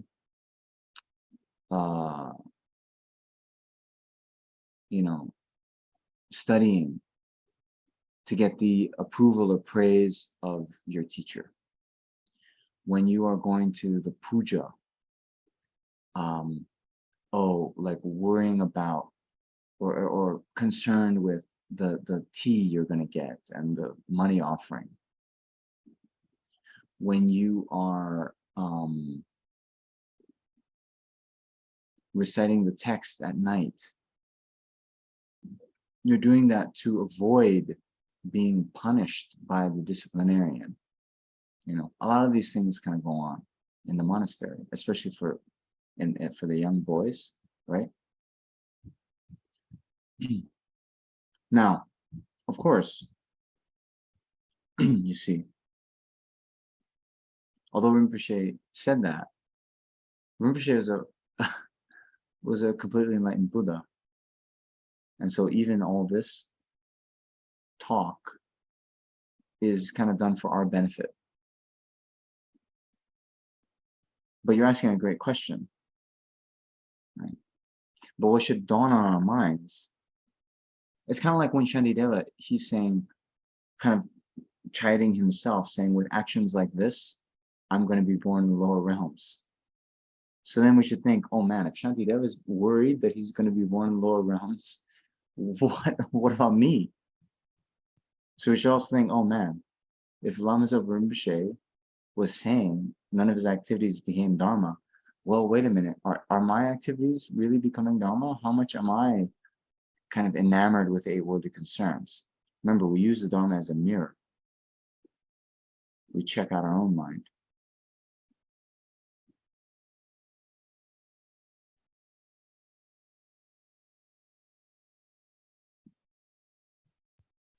Okay?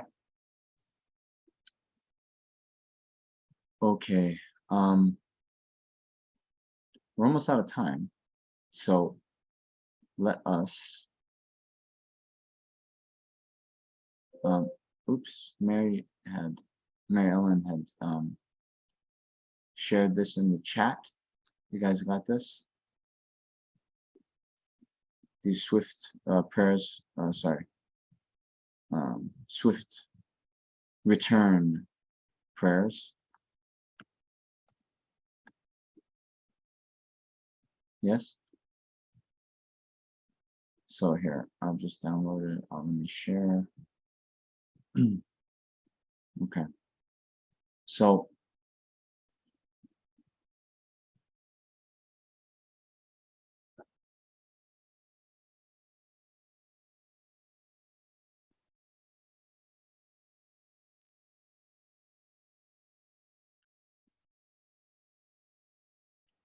let's just recite this first one.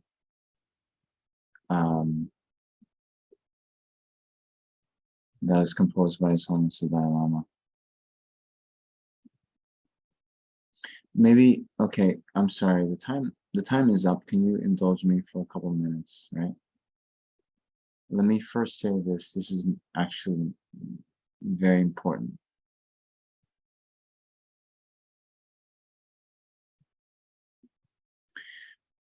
Lama Zopa Rinpoche does not need our prayers.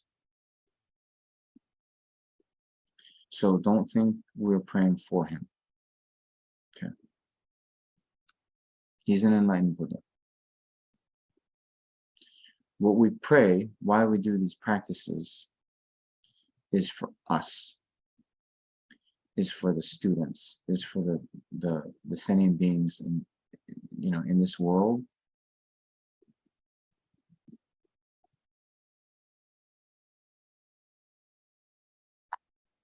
We did not have enough merit to continue to be guided by him in the form that we saw and received teachings from.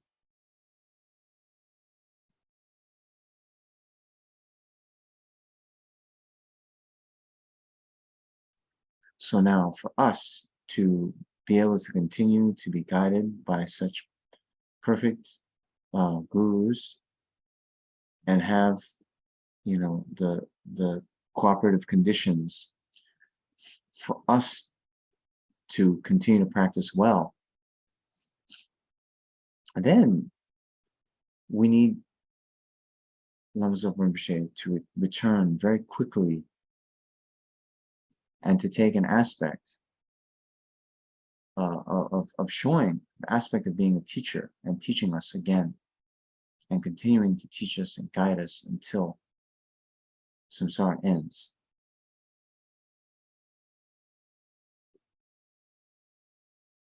Do you understand this distinction?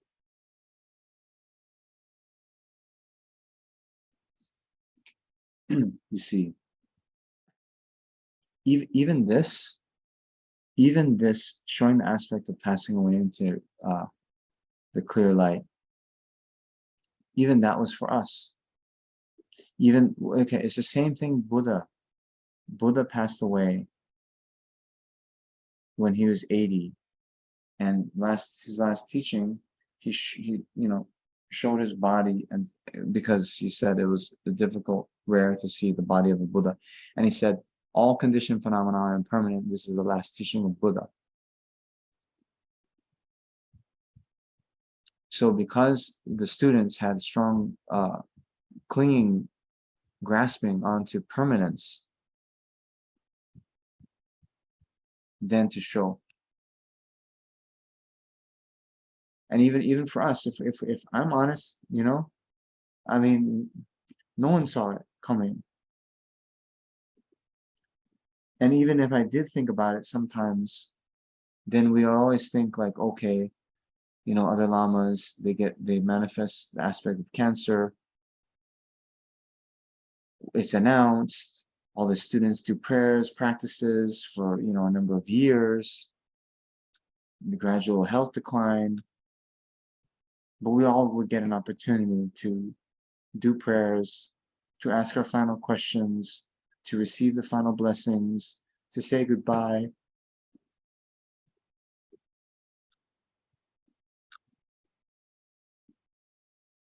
But here, from one day to another,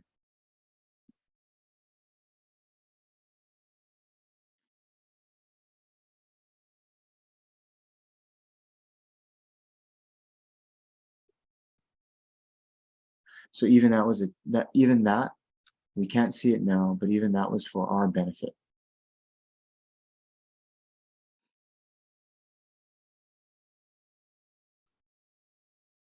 So now that we can continue to receive teachings and be guided by such perfect spiritual friends, then what do we have to do? Yes, we recite prayers like this, but more importantly, we have to try to put into practice the advice that we received, practice accordingly, because that's what's really going to create the cause, right? To receive teachings again. If we receive all those teachings, but we don't put anything into practice, and we just kind of, then what's the point of receiving more teachings, right? It's like you go to the buffet, right? You load up your plate, bring it back to your table. You don't touch it. You haven't eaten anything, and then you're like, oh, I'll go get another plate.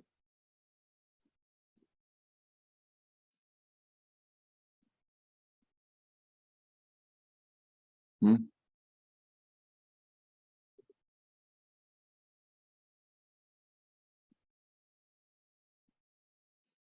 So let's okay. So first we dedicate, of course, all our merit. Really?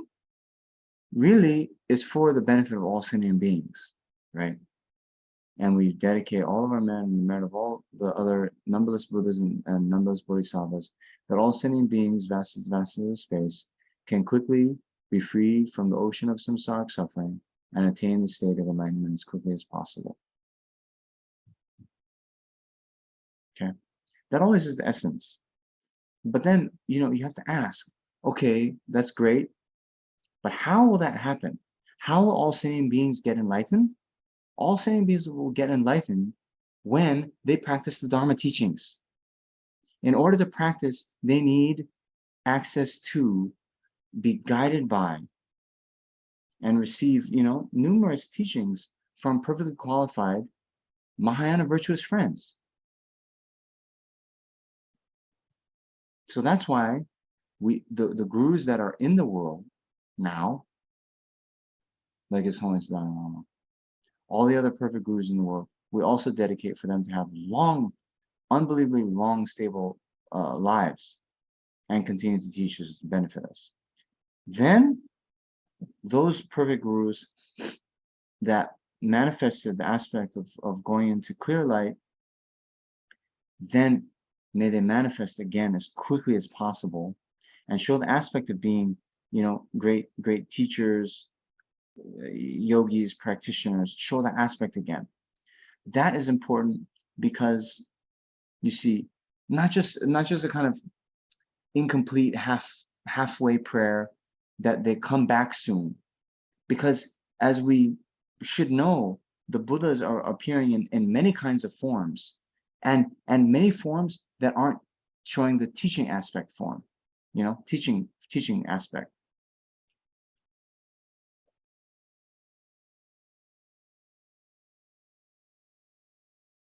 So many Buddhas are appearing, as Shantideva, in his Bodhisattva Charavatar, praying to be, may I be a ship, a bridge, a boat, may I be medicine, right? So the Buddhas are they're manifesting in all kinds of ways. May I be a bridge for those who need a bridge. May I be a light for those who need a light. May I be bedding. Bodhisattvas pray to be bed sheets for those who need comfortable bed sheets. Do you understand me? So of course, yeah, I want comfortable bed sheets too, but we need to pray that the gurus manifest in the form showing teaching aspect. Okay? Peerless teacher and assembly of the children of the victorious ones, Shravakas and Pratika Buddhas, victorious Lozang, father and sons, along with the lineage masters, all the objects of refuge of infinite lands, please bestow the virtue and goodness of accomplishing this prayer here and now. Holding and spreading the Muni's precious and complete teachings through explanation and practice, you wore the armor of patience that is never discouraged. Incomparable venerable Guru, I make request, while striving single-pointedly for the sake of the victorious one's teachings, the sole gateway through which all benefit and happiness emerge. And from other living beings, you suddenly departed to peace. What a great loss. Nevertheless, through the undeceiving truth of the blessings of the ocean of the three jewels and the great waves of bodhicitta of the children of the victorious ones, may the smile of a reincarnation swiftly beam in glory for fortunate disciples.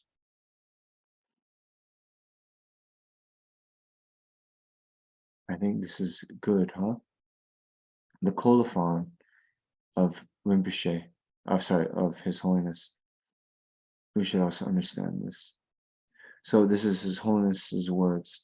I compose a swift return prayer at the request of the centers of the Foundation for the Preservation of the Mahayana tradition in general, Kopan Okman Janchu Chiling, Kacha Gakil Ling Nunnery, and all the students of the late Rinpoche, headed by Venerable Raja Kunsong, who said that since the elucidator of the Buddhist teachings, incomparable Sopa Rinpoche,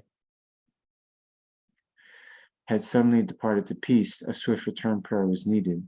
I also composed it because of our special connection, exemplified, for instance, by the fact that when Rinpoche was with us, he would consult me on his projects, big or small.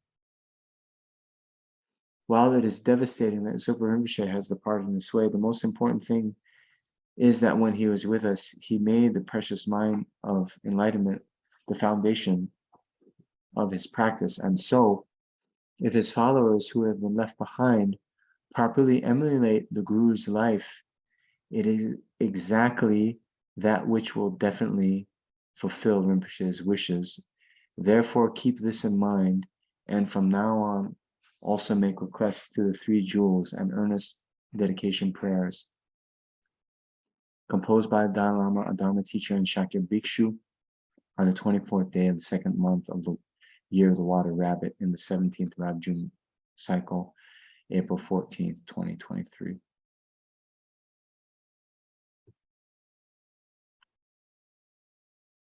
Okay. So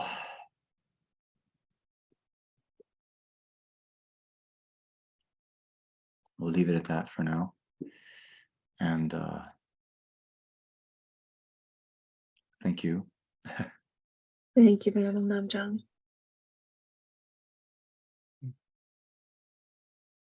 Okay. Thank you very much. We'll see you next week. Yeah. And yeah. Oh, so those teachings in the required reading.